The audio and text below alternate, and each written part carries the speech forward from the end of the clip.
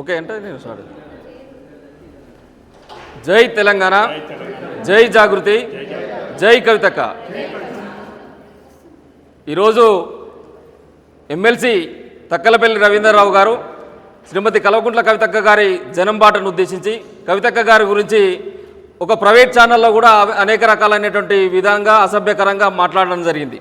తక్కలపల్లి రవీంద్రరావు గారిని తెలంగాణ జాగృతి అనేటువంటి సంస్థ నుంచి ఈరోజు హెచ్చరిక జారీ చేస్తున్నాం. రవీంద్రరావు గారు నోరును అదుపులో పెట్టుకోండి. ముందుగా మీరు పార్టీకి చేసినటువంటి మంచి ఏంటో ఇలా ప్రజలకు చెప్పాలి, మానకోట జిల్లా ప్రజలకు కానీ రాష్ట్రంలో ఉన్నటువంటి ప్రజలకు కానీ. ముందు ఈ పార్టీలో దొంగ అన్నట్టుగా ఒక దొంగ వ్యక్తిగా ఉన్నటువంటి నువ్వు, పార్టీకి ద్రోహం చేసినటువంటి నువ్వు ఈరోజు కవితక్క గురించి మాట్లాడే స్థాయిలో నువ్వు ఉన్నావా అని చెప్పేసి నీకు నువ్వు ఇలా ప్రశ్నించుకోవాల్సినటువంటి అవసరం ఉన్నది. ఇలా 2018 సంవత్సరము సంబంధించినటువంటి ఎలక్షన్లలో నీకు పాలకొత్తు నుంచి వెళ్ళి టికెట్ ఆశిస్తే టీఆర్ఎస్ పార్టీ ఆ రోజున నీకు టికెట్ ఇవ్వలే. అక్కడి నుంచి ఎర్రబెల్లి దయాకర్రావుకు బీఫామ్ ఇచ్చినటువంటి పరిస్థితులలో మొదటిసారి కేసీఆర్ గారిని తప్పుబట్టి ఉద్యమకారులతోని పార్టీకి వ్యతిరేకంగా, కేసీఆర్ గారికి వ్యతిరేకంగా సభ పెట్టించినటువంటి నీచ చరిత్ర అనేది.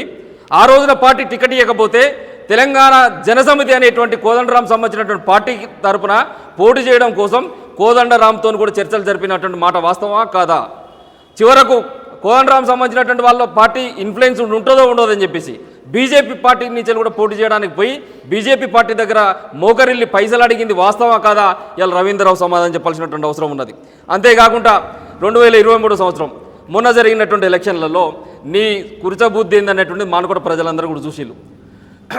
ఏదైతే గిరిజన సంబంధించినటువంటి జిల్లాగా ఉన్నటువంటి మానకోట జిల్లాలో మానకోట నియోజకవర్గం నుంచి శంకర్ నాయక్ గారు కంటెస్టేట్ చేస్తే, డోనకల్ నియోజకవర్గం నుంచి రెడ్డి నాయక్ గారు కంటెస్టేట్ చేస్తే ఈ గిరిజన బిడ్డలను ఓడించడం కోసం కాంగ్రెస్ పార్టీ అభ్యర్థికి నీ ఇంట్లో నుంచి డబ్బులు పంపించింది వాస్తవం కాదా?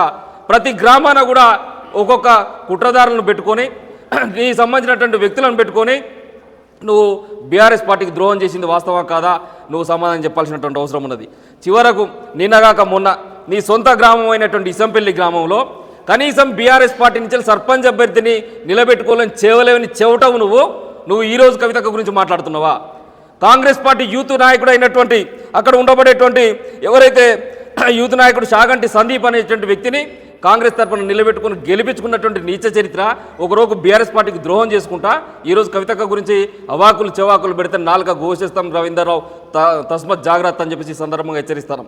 2018-19 సంవత్సరంలో నల్గొండ జిల్లా నుంచి వెళ్ళి నీకు ఇన్ఛార్జిగా ఇస్తే నల్గొండ జిల్లాలో ఉండబడేటువంటి ఎంపీ స్థానానికి ఎన్నికలు జరిగితే అక్కడి నుంచి కంటెస్టేట్ చేసినటువంటి పార్టీ సంబంధించినటువంటి నాయకుడు వేమిరెడ్డి నరసింహారెడ్డి గారికి సంబంధించినటువంటి బీఫామ్ ఇస్తే ఆ పార్టీ ఫండ్ కూడా నీకు ఇస్తే ఆ ఫండ్ను కూడా పంచకుండా ఎక్కడ కూడా ఇవ్వకుండా దాన్ని కూడా నీ జేబులో వేసుకున్నటువంటి దుర్మార్గమైనటువంటి చరిత్ర అనేది.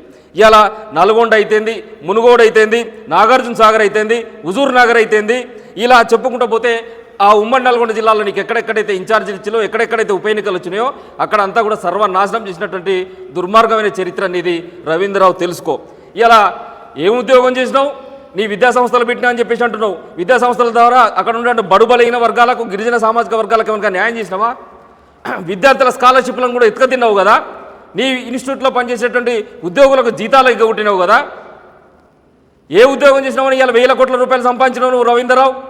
శ్రీరామగిరి అనేటువంటి ప్రాంతంలో 65 ఎకరాల సంబంధించినటువంటి భూమి ఉన్నది నీకు. ఇదే నేరేడ సంబంధించినటువంటి దగ్గర 27 నుంచి 30 ఎకరాలకు సంబంధించిన ఫామ్ హౌస్ ఉంది నీకు. ఇదే పక్కకు ఉన్నటువంటి కాచికల్లో 10 ఎకరాల భూమి.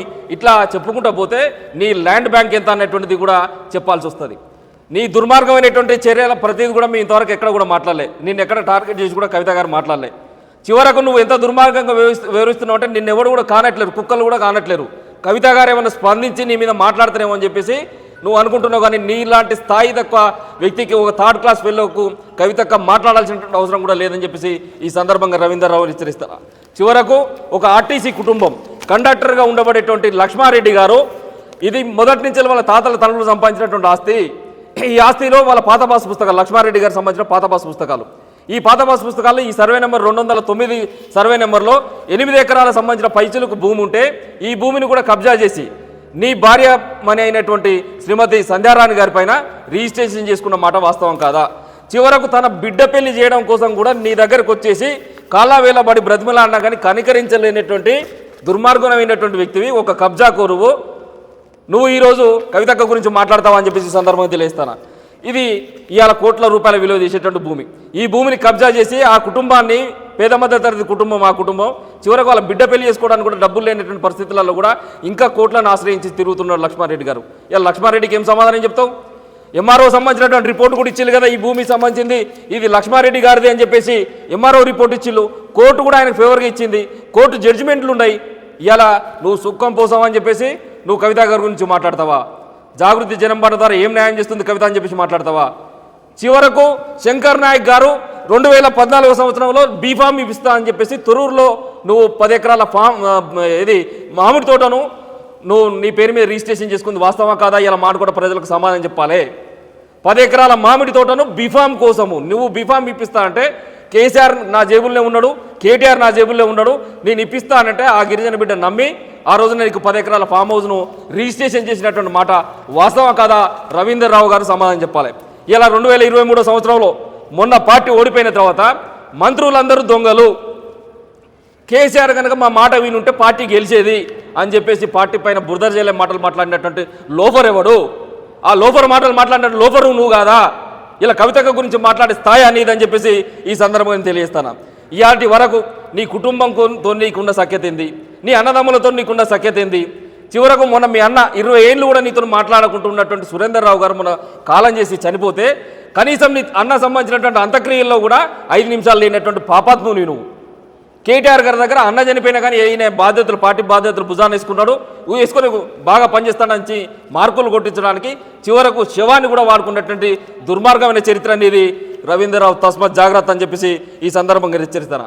చివరకు కాంగ్రెస్ పార్టీ నుంచి బీఆర్ఎస్ పార్టీలోకి వచ్చినటువంటి బసవరాజ్ సారయ్య గారు ఎవరైతే ఉన్నారో వారితో కూడా చర్చలు జరిపి 6 ఎమ్మెల్సీలతోని కాంగ్రెస్ పార్టీలోకి పోవడం కోసం మంత్రాలు చేసినావు కాబట్టి ఆ రోజున మంత్రులను దొంగ అని చెప్పేసి మాట్లాడినావు, కేసీఆర్ తప్పు చేసిండని చెప్పేసి మాట్లాడినావు, ఆ రోజు పార్టీని తప్పు పట్టినావు. ఆ ధైర్యంతో పెడితే చివరకు నిన్ను కాంగ్రెస్ నీ నీచ చరిత్ర తెలిసి కూడా, నీ కబ్జాకోరు చరిత్ర తెలిసి కూడా, నీ సంబంధించిన అన్ని రహస్యాలు తెలిసి కాంగ్రెస్ పార్టీ గేట్లు క్లోజ్ చేసింది నీకు.